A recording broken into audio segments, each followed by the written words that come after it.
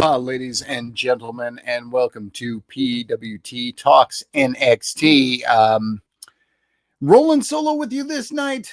I hope that some of you are around. It is New Year's Eve, and someone had to be the dork that was here to cover the show, and I am that dork, being the guy who has been doing NXT for a long time here on the Torch. A show that felt pretty skippable.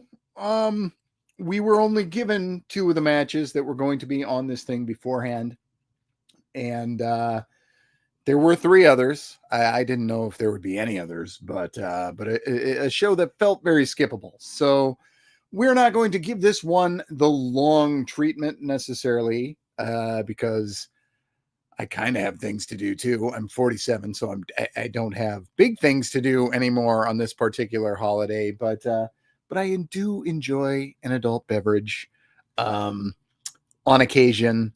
Now, is that because I like them, or is that because the show was the show that it was this week? I guess you get to make the call on that. So let's talk about NXT for the final day of 2024, and the matches that were, and the awards that were on this show.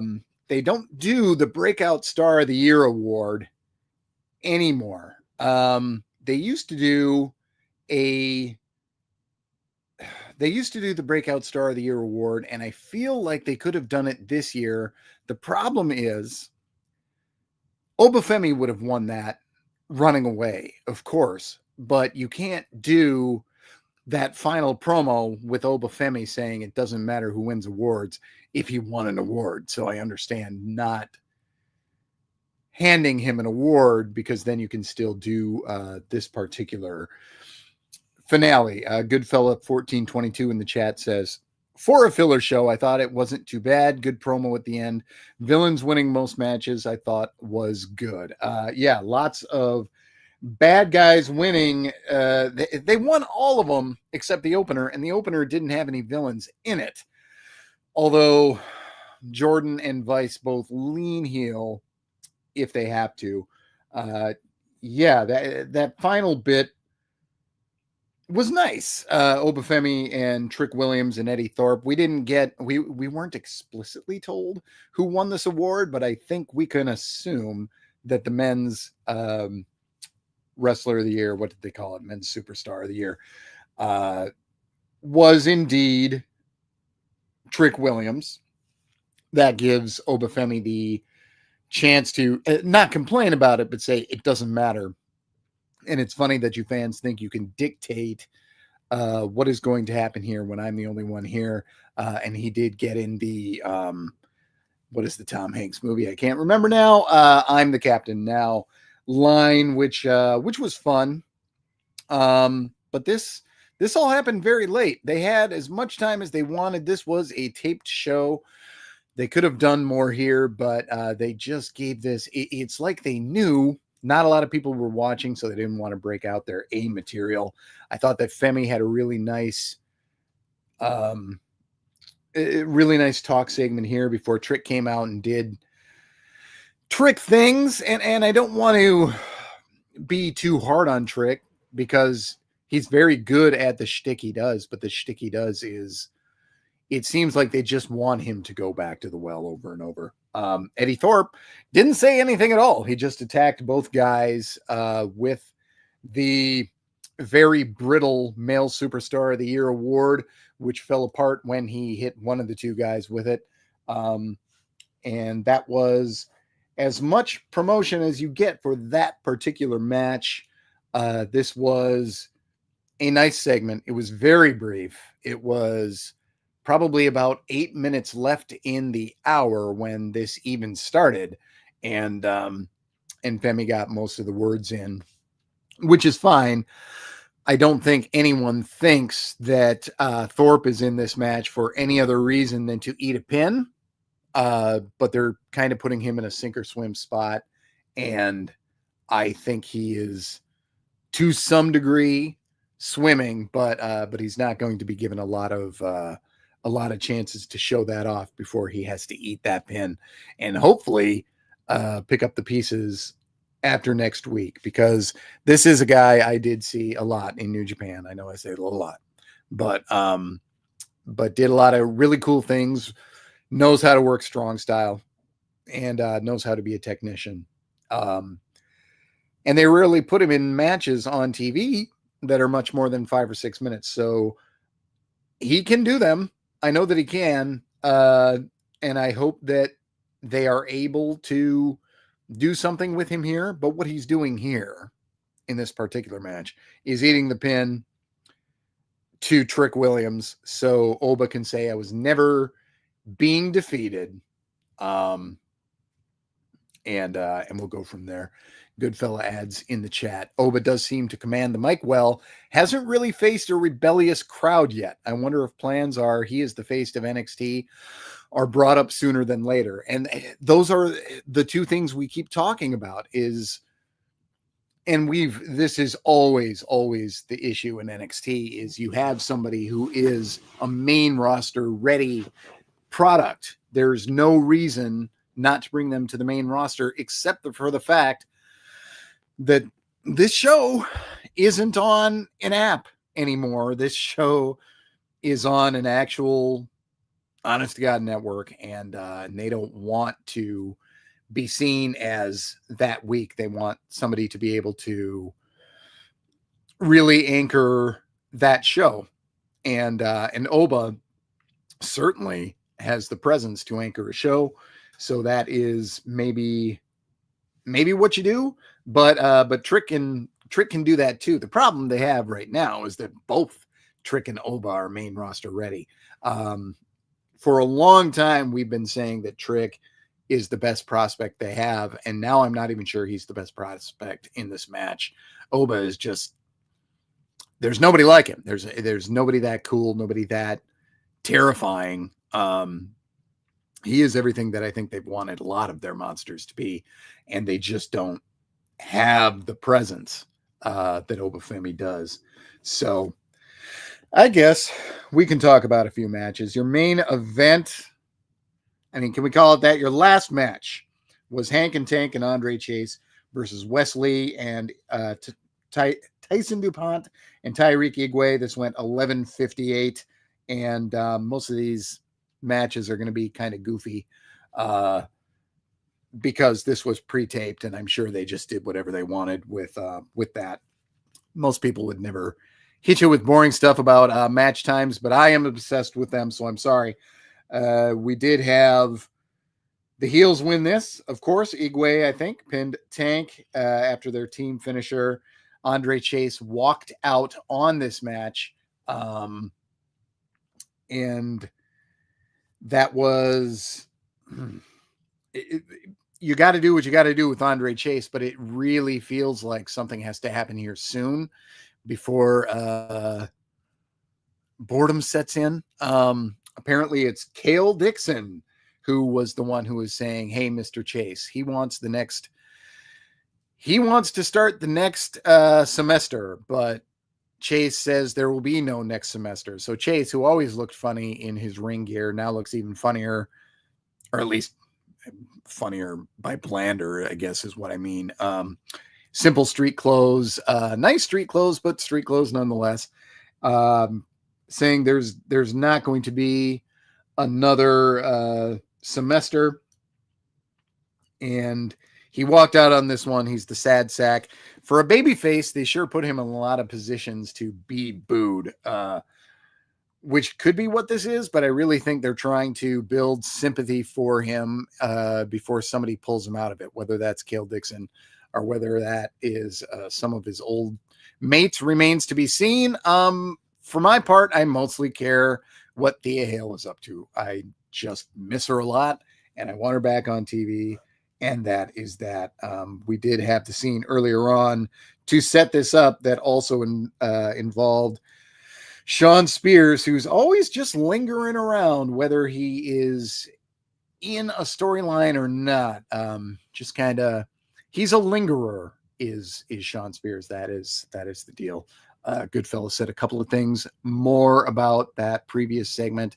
I think Oba has surpassed him, in my opinion. I think I made it clear. I think so as well. It's weird to say because I remember thinking it was weird to think that Trick had surpassed Carmelo Hayes in terms of not as an all-around performer, but as somebody who can be a bigger deal in the eyes of the crowd.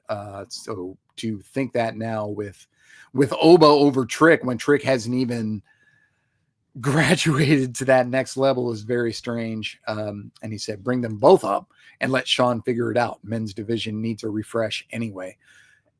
It does, but I wonder who those men are who can refresh the brand. I think that perhaps Josh Briggs is underutilized, but I don't know if he's dealing with any injuries or what.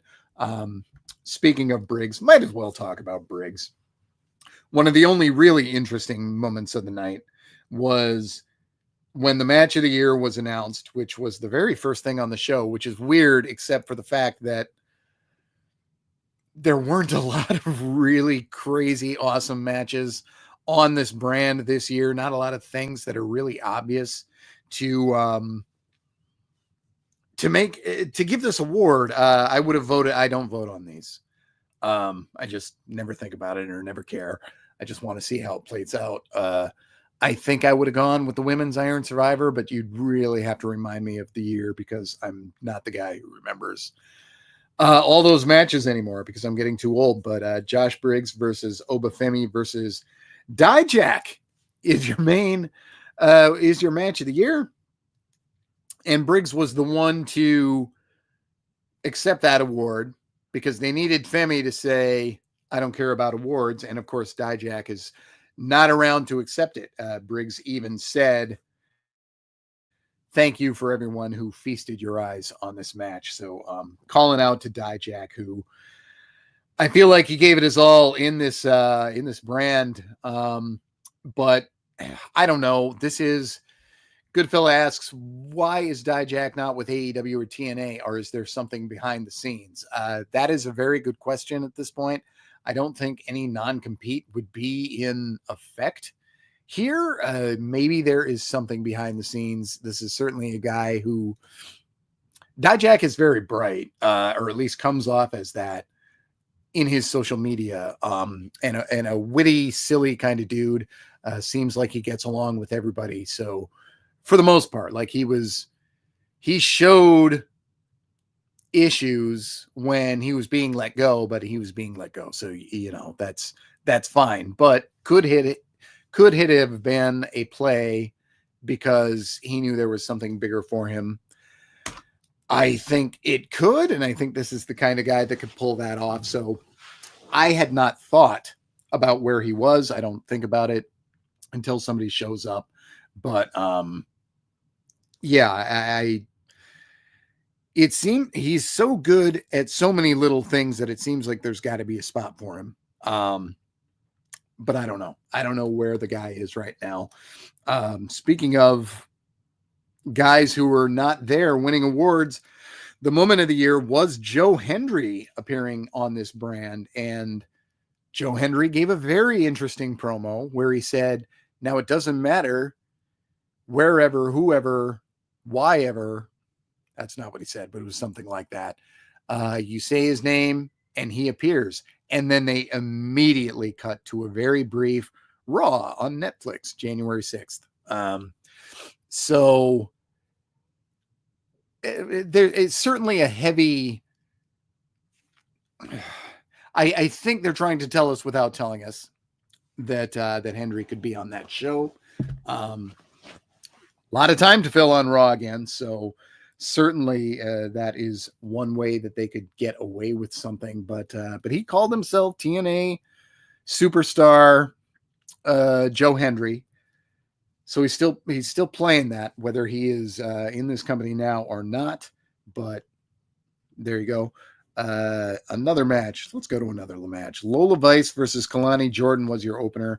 I've got Kalani winning this in 9-10. they don't have matches this one-sided on this brand very often anymore. Lola Vice absolutely dominated this match, more or less from beginning to end. And in the end, Kalani wins this with a roll-up when, somebody showed up to cost Lola Vice this match. Cora Jade showed up and caused some chaos here. Stephanie Vaquer was also involved, and Vaquer accidentally got hit with a shot from Lola Vice. Clearly accidental, but baby faces got to be dumb sometimes. And this was Stephanie's turn to be dumb and act like Vice didn't do it anything but accidentally. These four were put in a match next week to be number one contenders for Fallon Henley's North American Championship. I imagine it will not be Kalani because I don't think we go right back to Kalani and Fallon. And I think that Kalani's story now is more about her gaining a little bit more edge, getting into those issues with, I think, Stephanie Vaquer. So I'm going to go with Lola Vice winning this because Jade versus Fallon doesn't make a whole lot of sense as a match. So I think that Lola Vice wins this, and whether she wins or not, I don't know. Lola is somebody that I think the company thinks is a way bigger deal than fans think, because there is some response to her, but the fact that she was up for a women's superstar of the year felt very, very out of place to me. I thought she was nice, but her being up for this was a little wild. Of course, the very recent signees were not on there, and I think it was good not to have any of the three, Julia, Stephanie Vaquer, Zarya, on that list.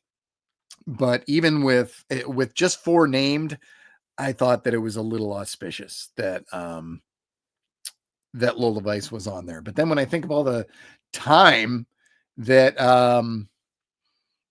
that people missed, I guess I can't argue with it. Sol Ruka missed a lot of time. I just had to. Cora Jade missed a lot of time. I'm sure they would have loved at the beginning of the year to have these two be worthy of being nominees for that, but so much missed injury time. So there you go. Since I'm talking about the women, why not? And since I'm talking about Sol Ruka, let's talk about Izzy Dame and Sol Ruka in the second to last match. This went 5:02. Ruka was way up there at one point. She had to eat the pin to Izzy Dame in this particular match. Izzy Dame is, oh boy, she's that person who, like Steve Macklin, once she's off screen, I have a hard time remembering what she looks like, even though she's been in front of my face kind of a lot. I have not retained much of anything she has done, and there hasn't been much since Kiana James left to go to Raw and get injured and then be off TV for a really long time. But Izzy, Sean Spears is trying to scout Izzy. I guess that is going to be the next thing that happens for them both. I don't know that that you would want to hitch yourself to Sean Spears at this time, because he's only got one wrestler, and that wrestler is not in very many matches, let alone winning many, if any, matches. So I guess I can see why Izzy would try to break away from that. But she was in a scene later on where she was rebuffing Sean Spears, trying to represent her or whatever it is. But the family showed up and they tried to get Spears to leave her alone, Tony D. And then Tony D told Stacks to take care of it, because apparently we got to build our way up to that all important Tony D versus Sean Spears match. So Stacks will face Sean Spears in a match that will be better than the one that Tony D is in. So good for them. But Izzy, I don't know. I feel like Izzy is somebody where they're putting in maybe a little too much effort, but they're liking something they see. So hopefully they show us that at some point. And they hitched her to Kiana James when Kiana James was a big deal. I don't know if she is anymore. I don't know where they're going to slot her, or if that injury is still ongoing. But I guess we'll find out together. The other women on this show were the triple threat tag. This was a real mess. 11 minutes and 20 seconds, just a spot fest with not a lot of flow. Gigi Dolan and Shotzi versus Caden Carter and Katana Chance versus Metaphor. Carter and Chance were, when they showed up, Vic said the transfer window is open. So it feels like heavy insinuation that they are going to be part of this brand again, which might as well be, because it doesn't seem like there's a seat at the table for them on the main roster right now. So kick the tires. Sure. Dolan and Shotzi were cost this match at the end by somebody. And I should have that name for you, but I didn't write it down, which was very silly of me. But 11:20 Metaphor win this one. After the match is over, Alba Fire and Isla Dawn show up on the screen to cut a promo as well. Let's see if I can remind myself who actually showed up at the end of this triple threat. Fatal Influence. Oh, that sure makes sense. And Fire and Dawn show up to cut a promo as well. So yeah, lots happening, but maybe not a lot going on, if that makes sense. We've got teams doing some good spots together, but we need some more character work from almost everyone involved. Dolan and Shotzi were supposed to be cost this match in a big way, but they never really had control of this match, because nobody ever really had control of this match, because it was just a bunch of spots. So it didn't really feel like this big thing to me at the end, which was too bad. Cedric Alexander versus Ethan Page was your one other match. Ethan Page wins this in 4:21. Cedric is a guy I've always liked more than maybe I even should. Obviously, I watched the CWC at the time that it aired, so this was a guy who I just really liked. Seeing in that moment was a lot of fun, where he didn't know he was going to be offered a contract, and Triple H just listened to the crowd and said, I'm going to offer him a contract anyway. Might as well just do this little moment in front of the crowd. Why not? And so, yeah, I'd like to have seen more out of him, but the charisma is fine. The mic work is whatever. But he is who he is. He's just in this storyline to build the Ethan Page versus Javon Evans match. They're talking about Javon Evans drinking out of a straw. So really selling that attack from Ethan Page, really digging the heel work by Ethan lately. So that's been fairly cool. Yeah. What else did we see on this match? I don't have emails because very few people are around on this particular night, as everybody gets to, hopefully safely, to where they are going. I did drive home from work just a half hour before this show started, and they were already out, folks. So if you're driving, get to where you're going. New Year's Evil, we had the Julia cut a promo early on in this show. The moment with Vice and Vicaire and Jordan, of course, backstage. Jordan kind of stirring the crap between Vice and Vicaire. Lexus King and Charlie Dempsey had their moment. William Regal still kind of hanging out, saying he won't be involved, but seems like he probably will. That'll be next week. They reversed the decision, I think. I don't know if Lexus King was given a proper reign or not, because he did win this. He won it on points, but the last point was a disqualification. They acted like there was no precedent for this, but there is, because the Iron Man match between Rock and Triple H ended with Triple H going up on points and winning the championship on a disqualification when Undertaker showed up. Yeah, folks, I'm old, but I still sometimes remember stuff. So they are going to face each other next week. And William Regal said he definitely won't be there. And if you're not watching the video, I did cross my fingers on both hands, even though that William Regal did not do that. Roxanne Perez cut her women's wrestler of the year promo, decent stuff there. And then Shante the Adonis had a scene with Nikita Lyons, but Nikita's Nikita. I'm not going to linger on that. So I think that is going to be our show because we don't have any emails this week and we don't have any Nate this week.